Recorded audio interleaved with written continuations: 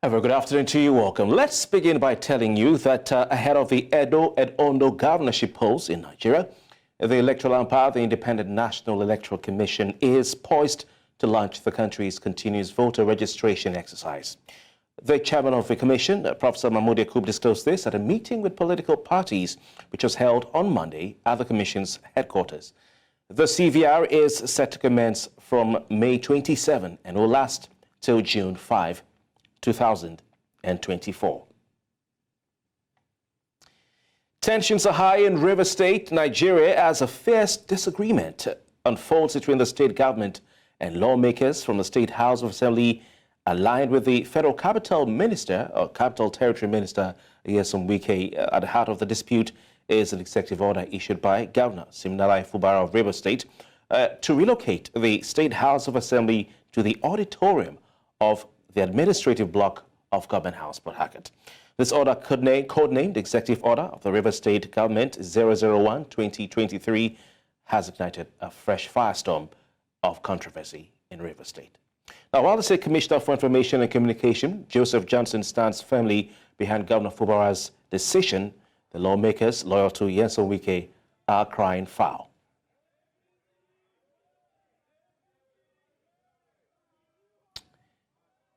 And as you've just been watching on your screens, the much-awaited ThreeE Africa Summit, which seeks to generate greater momentum and traction for Africa's digital finance agenda, has begun today in the Ghanaian capital, Accra, specifically at the Accra International Conference Center. You're seeing live feed on your screen right now with the chairman of the AFCTA giving his speech. And this event will hold for the next 3 days. Now, over the 3 days, participants who cut across finance, policy, and technology sectors will benefit from a multimodal forum for policy discussions, entrepreneurial pursuits, and investment networking.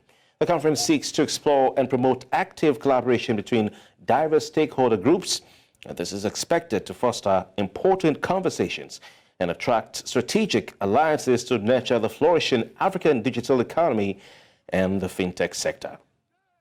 The summit also promises to support the development of creative solutions to handle Africa's unique problems and take advantage of its wealth of prospects.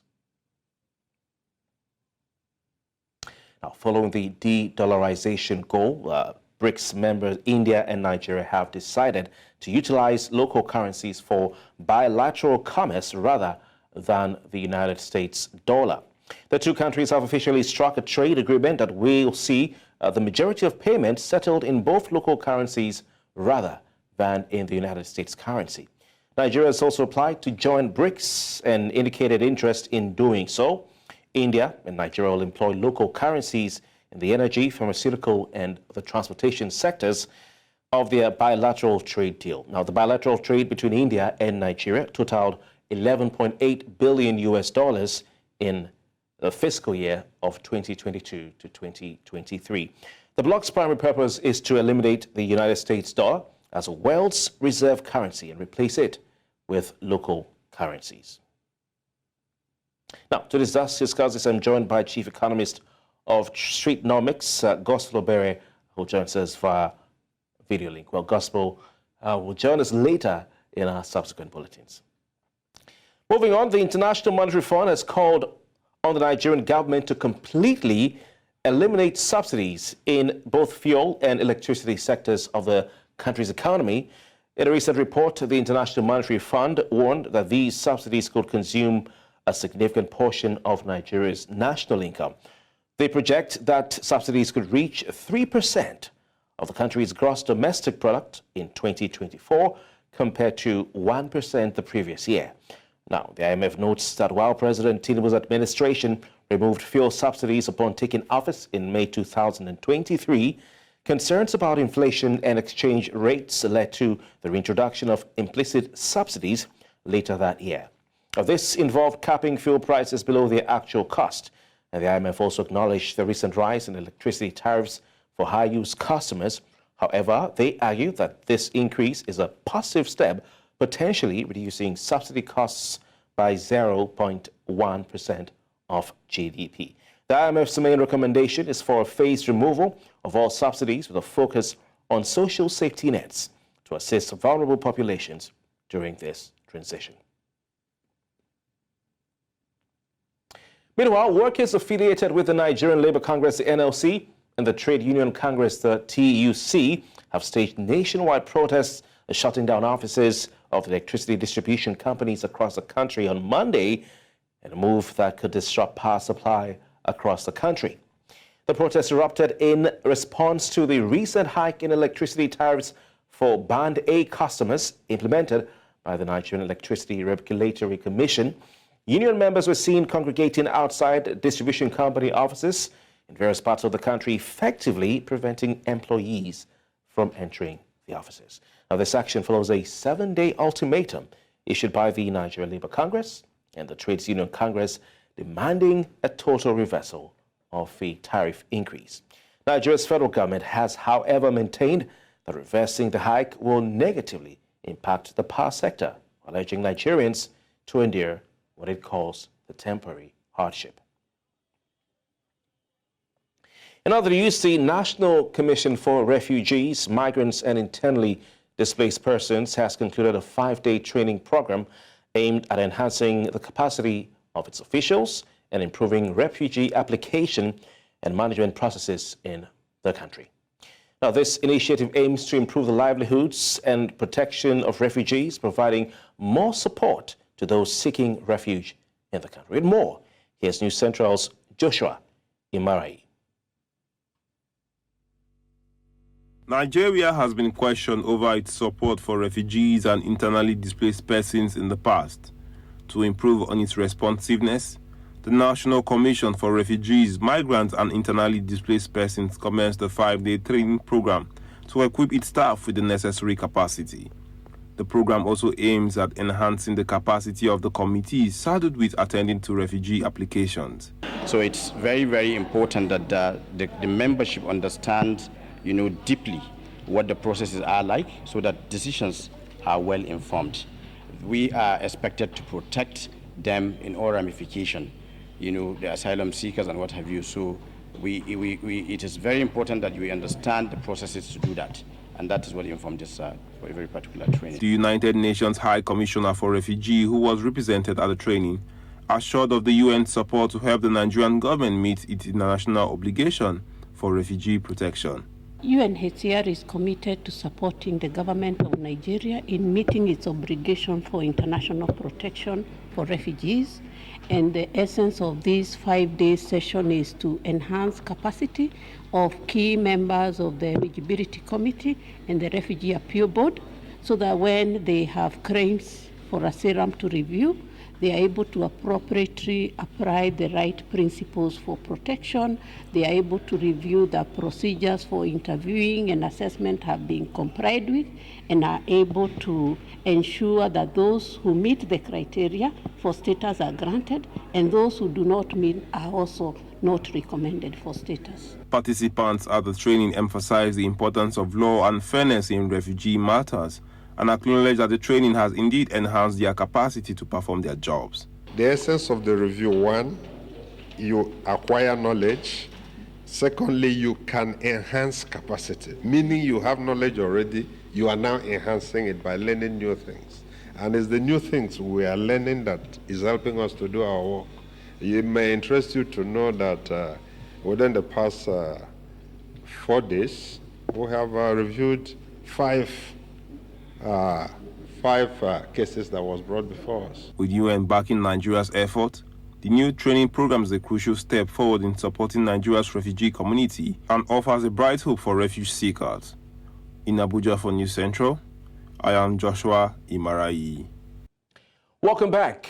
Access to housing in Nigeria remains a persistent challenge, influenced by inefficient mortgage industry, a growing population, and, of course, inflation, as well as a diminishing income and poverty in the country, amongst other factors. Now, the housing deficit in Nigeria has surged from 14 million units in 2019 up to, or 2010, to a staggering 28 million units in 2022. Now, this marks a remarkable 100% increase over the past 2 decades. Alarming data from the central bank indicates that only 10% of Nigerians aspiring to own homes can afford to do so, underscoring the magnitude of this issue. Stakeholders in the real estate sector say one way to bridge the housing deficit gap is to improve the quality of real estate practitioners through more capacity building programs. A real estate practitioner, Peacemaker Folabi, says at a Give Back initiative for real estate developers that effective education is crucial for individuals working in the real estate industry.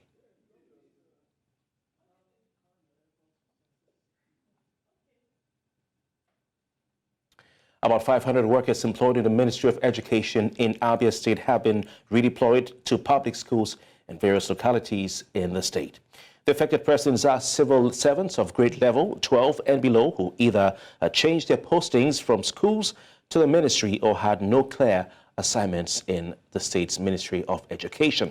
And News Central's Chinwe Ogele examines the remote and immediate causes and implications of such a government policy. For years, public schools in Abia State witnessed an unprecedented drop in its teaching staff owing to the constant redeployment of the teachers to the parent ministry. The after effect of such actions were that the public schools began to lack teachers in some subjects. My own community in Talakwoboro Secondary School, I was there last year, that was 2023, early 2023. And when I went there, what I saw was an eyesore, total eyesore, and lack of teachers. They had only 3 teachers and 3 students. The whole secondary school, imagine. We had core and non-core staff. So to be able to guarantee payment of service or receiving salaries, people had to leave their various schools and came to the ministry, where they were assured of frequent payment of salaries. And that left the schools empty. The Commissioner for Education in the state, Professor Uche Eme Uche, posted out from the ministry nearly 500 staff who were hitherto without any defined assignments in the ministry. Before now, this space would have been filled to capacity on work days by staff of the ministry who didn't have any stipulated job assigned to them. Government says it has also decided to make teaching attractive by providing additional incentives for the teachers. For those who would elect to go to the rural areas, the allowances will even be larger. And I believe that those will be good incentives. Because of the advantage of now extending the service by 5 years, 65 years, you understand, you are going to get income-ness allowance. Those of them who have been relocated will get relocation allowance. Government is working on all those. Government believes that the teachers are not well paid. To get the best from the teachers, you must pay them very well. Pay them better than ordinary civil servants and equally train them. The teachers or school principals who spoke off camera want government to send people who will be useful in the schools. Many say the development is good, but want government to keep to its promise of prompt payment of salaries and improvements of the school's facilities. I like what other state government is doing by deploying teachers to those areas so that they will go and teach our children. We are not initially motivated. This time around, they will be motivated to go there and work. Teachers love teaching. It's wrong. It's not something that someone will just go. If you are born a teacher, you are born a teacher, and you love teaching. So that is my own. Let them renovate the, what they call it, the staff quarters, put lights, make them habitable, pay them salary when they give them trainings. Nobody will leave that teaching profession. I bet you that.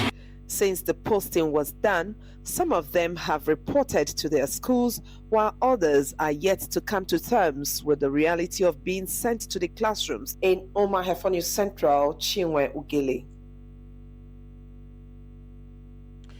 The Nigerian Customs Service says it has intercepted about 12,435 litres of petrol smuggled into neighboring Cameroon.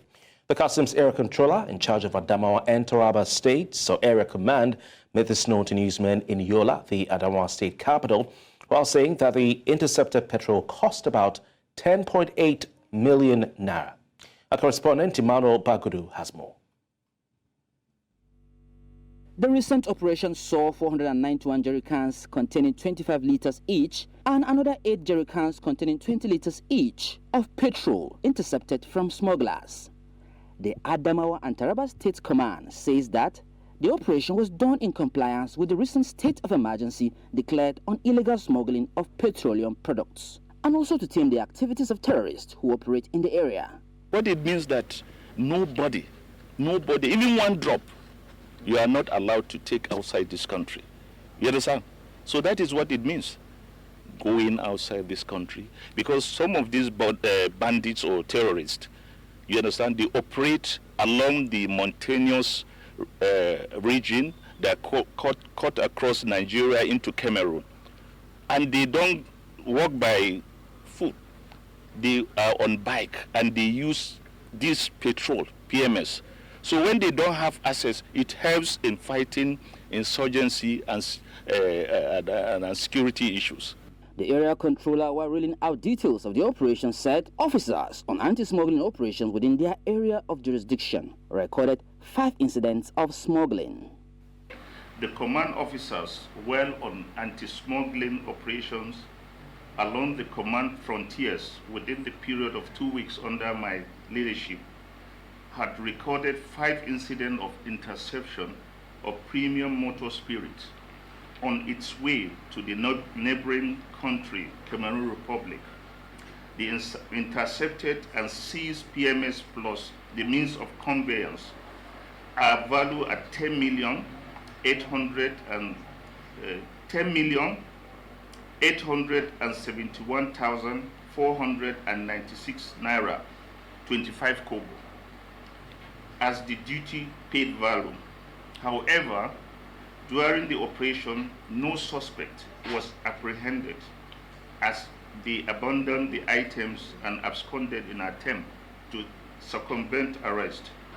He says that the seizures of the items are in line with sections 150 and 248 of the Nigerian Customs Service Act and solicited the support of the border communities in the fight against smuggling.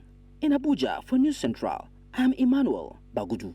Welcome back. Let's continue the news, this time in Southern Africa, where the devastating building collapse in George, South Africa, has now claimed the lives of 26, with search efforts ongoing for the remaining 26 who are still missing. This grim update comes a week after the multi-story building under construction tragically came down. Rescue teams have been working relentlessly since the collapse to locate survivors amidst the wreckage. 81 individuals, primarily construction workers, were present at the site when the disaster struck. 29 people have been successfully rescued, including a remarkable case of a man pulled from the rubble alive after 116 hours. However, fading hope hangs heavy as search teams acknowledge the decreasing chances of finding more survivors. Egypt has shared its intention to formally intervene to support South Africa's genocide case against Israel at the International Court of Justice amid the ongoing Gaza war. The Egyptian Foreign Ministry said in a statement that the move comes in light of what it calls a worsening severity and scope of Israeli attacks against Palestinian civilians in the Gaza Strip. It added that the decision was made amidst the systemic Israeli practices and attacks that have prompted people to eventually displace and leave their land, creating an unprecedented humanitarian crisis. Countries like Turkey and Colombia have previously expressed interest in joining South Africa's case against Israel. To discuss this, I'm joined by Professor Emeritus, the Department of Religion Studies at the University of Johannesburg, Professor Farid Isak. It's good to have you. Good afternoon. How significant is Egypt's decision to join South Africa? We know what's been happening with the case in the ICJ. We've had a chance to watch it on our screens. But how significant is Egypt's move, and what are the implications? Well, Egypt is the primary interlocutor with Israel in the Middle East. Israel is also, or Egypt is also the very first country that normalized or established a peace agreement with Israel nearly 40 years ago. Thirdly, Egypt is the most significant player in the Middle East politically and has the largest Arab population in the region. So historically, in terms of its own contribution to the non-aligned movement, its political standing, it is indeed one of the 3 giants of the continent, Egypt, Nigeria, and South Africa. And so any move that Egypt makes in relation to Israel is a very significant one. This one particularly because it may appear at a superficial level that it is both Qatar and Egypt that has the biggest play in the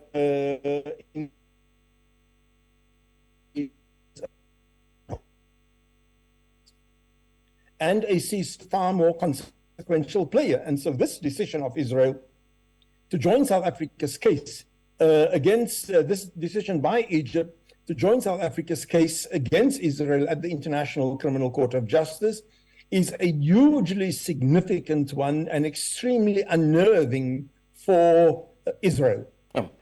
Professor, what outcomes or what are the potential outcomes now that Egypt is involved in the case? And how do you think that this will impact the ongoing conflict?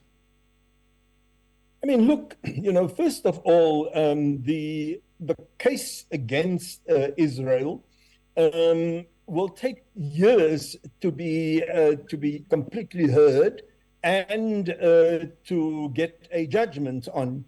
And that is why there was an interim order that the court gave.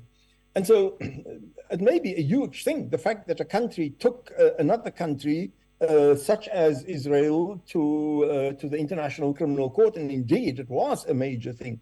However, I don't think that one should look to it for any kind of immediate relief, both for neither for the hostages nor for the Palestinians who are facing bombardment on a daily basis. So from that angle, the Egyptian intervention in the case, alongside, of course, we've seen Colombia intervening already, and so has Turkey signaled its intention to join the case. I don't think that has any immediate consequences for the siege of Gaza or the position of the Palestinians at all at the moment. In the long run, the major case is still the case brought by South Africa. And Egypt, Turkey, and Colombia are joining the case in some ways as amicus curiae, as friends of the court. So the significance of Egypt's intervention is far more of consequences at the domestic level, where Egypt has been under growing pressure from its population to do something. And so under this doing something is Egypt's intervention on the side of South Africa with the International Criminal Court. Well, whether Egypt is playing a key role in negotiations and those negotiations are ongoing, how do you think this move by the Egyptians will affect those negotiations? Right. Now, the interesting thing is that that Israel has no diplomatic relations with Qatar whatsoever. And that Qatar, and I'll come back to the question of Egypt because I want to relate it to the question of Qatar. And Qatar has for long been seen as one of the Arab states that is most bitterly opposed to Israel. In the last week or so, we have, for example, seen how Israel has banned and raided the offices of Al Jazeera, a network that is based in Qatar, and that has really been irritating the hell out of Israel. And the fact is that Israel has had to stomach Qatar's involvement in the peace negotiations and the negotiations over the hostages. So Qatar and Egypt have been partners in these discussions with Israel. Egypt, because of its geographic proximity with Israel, it shares a border with Israel. Israel has pushed all the refugees from Gaza to the south of Gaza, where there is the border with Egypt. And so there's a very tangible, real political crisis between Israel and Egypt on the one hand. And on the other hand, Qatar hosts the leadership of Hamas. And so both Egypt and Qatar have a significant role to play that one can't just dismiss like this. And so despite the fact that Egypt has now taken this move against Israel at the International Criminal Court of Justice, Israel can only grind its teeth and shout its own anger, but there is really nothing that they can do about it. They need Egypt far more than what Egypt needs them at this moment. Quite interesting developments, Professor Friday Sackett. It's been a pleasure having you. Thank you. Let's get back to that story on the decision by Nigeria and BRICS member India to utilize local currencies for trade between both nations rather than the United States dollar. We know what's been happening with BRICS and the move to de-emphasize the dollar in international trade. We're now joined by chief economists of at Streetnomics, Gospel Obere, to discuss this. Gospel Obere, good afternoon to you. Thank you for your time.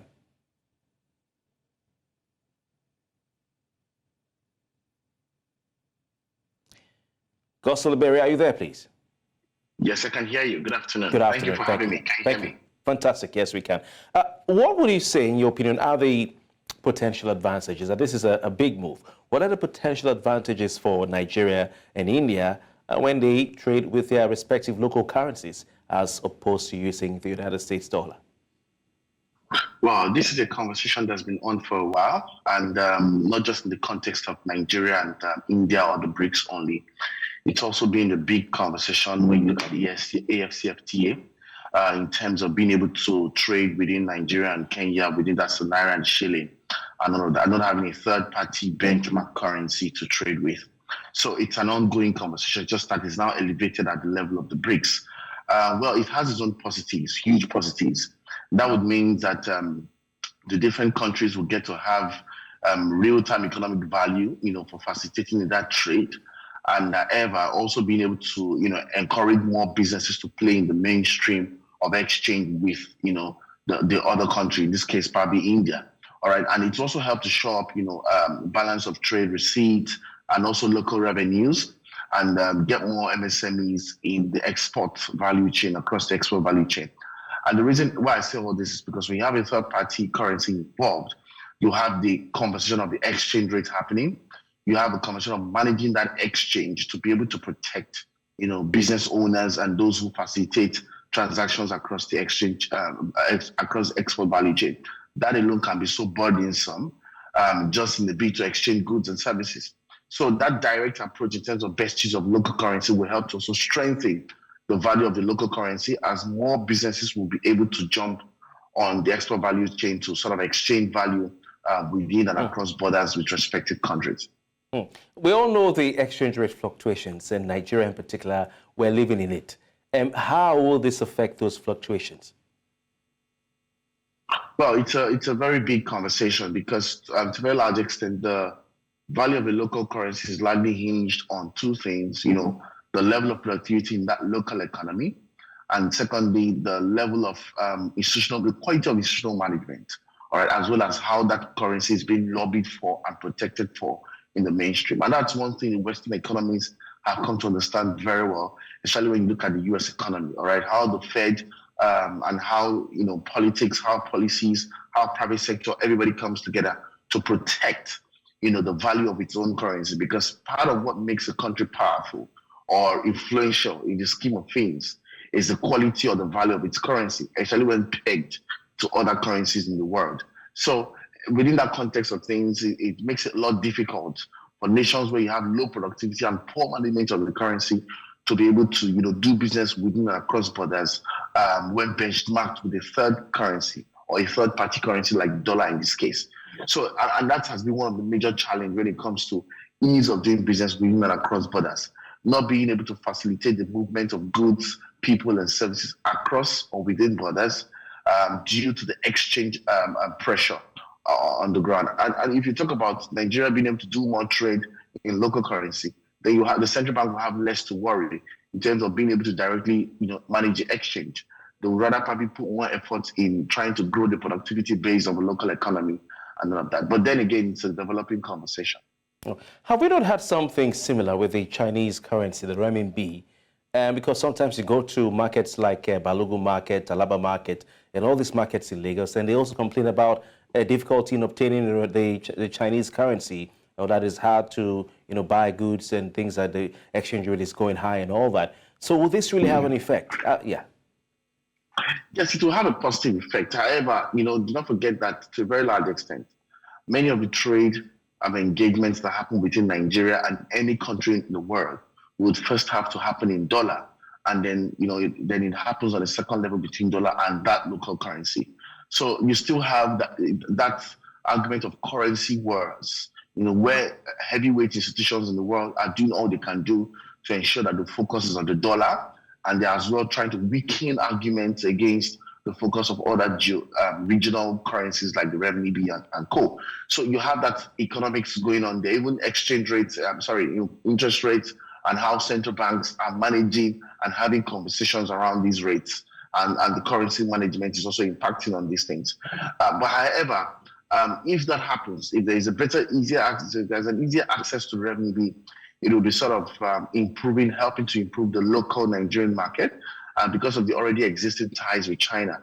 I mean, Nigeria happens to be one of the very biggest destinations of investment from China, and being able to also sell and exchange value from the local economy in local currency may go a long way to help the Nigerian position as well. However, one of the downsides to this major argument is the fact that exchange rate aside, if your country is not doing as much as it can do in terms of pacing up on the volume and value of exports, all right, that may also impact on it being able to play, within the mainstream of local currency exchange, all right, because at the end of the day, it's now the country who has the strongest value to offer, all right, that would end up being on the advantageous end of that divide. So take, for instance, now Nigeria is a heavily import-dependent economy. All right, so even if you try to do business directly with India or China today, it may still benefit the Indians or the Chinese more than it benefits Nigeria, because we don't have that productive capacity locally to meet the demand at the quality and quantity and pace of growth, that's currently happening in the Chinese or Indian market. So these are very interesting variations of this policy that needs to be considered if at all it's going to be a major landslide in local economies like Nigeria. So we have our naira still chasing some of these foreign currencies like the rupee and the yuan. How effective is the push by the BRICS nations, to reverse the domination of the dollar in the global economy? And Nigeria wants to join BRICS. How effective has this been so far? Well, it can only be as effective as the number of quorums or quora they've been able to, garner in the context. So which is why you see that the BRICS recently has been open to conversations of new membership. We don't know what that term will sound like in the nearest future. Because you used to have the BRICS, you have the Mint, and then you have the next level. All right, Nigeria used to be part of the Mint economic bloc, but you now see that many more institutions are trying to find a way into the BRICS, because that's where you have lots of emerging markets who are driving strategic policy. Brazil has always been at the fore of local currency exchange. India has always been for it and all that. So that fight or that struggle to be part of the BRICS bloc is a major one. And you have so many Middle Eastern countries as well who are trying to vie for, who are trying to play as well within the BRICS bloc. The catch is that once you have a critical number of, economies within the BRICS blocks who are, whether new or existing numbers, willing to exchange at the local currency level, then the BRICS bloc itself rises to become an emerging threat. It's currently a threat, to the U.S. economy and even the G7 themselves. All right, so that's to tell you that, increasingly, they can now detect the global scheme of things when it comes to currency management. And that's the future in terms of how currencies will be managed, how currencies will play, what would actually define the state of global reserves. China has more gold reserves than ever before, and all of that. So BRICS economies are seeking to do more of work within themselves in the local currency or peg the local currency against gold at the very worst or best case scenario. So being able to build that core and being able to garner those energies around policy, markets, penetrations and all of that will actually make the BRICS a very strong threat to both the Western and the G7 economies, as the case may be. So like I mentioned, it's a developing story. And we're looking at how the US will also tactically want to respond because once you lose the currency power, as the case may be, you almost technically begin to lose your world power because currencies are now the new form of national security. There's a strong linkage between the position of your currency globally and the global security or the national security in context to that nation that's hosting that reserve. In this case, the United States. Interesting times ahead. Like you said, it's a developing story, and we'll keep our eyes on that. Gospel Berry, thank you very much for your time. Thank you for having me. The Nigeria Football Federation has unveiled Finidi George as the head coach of Nigeria's senior men's national team, the Super Eagles. He was unveiled at the NFF's headquarters in Abuja on Monday morning. The former Real Betis winger was appointed permanently after the departure of Portuguese coach Jose Peseiro. George was an assistant under the Portuguese at the last Africa Cup of Nations in Ivory Coast, where the team finished second. George's appointment was announced a few weeks ago after he took charge of the team on an interim basis for the double-header international friendly against Ghana and Mali.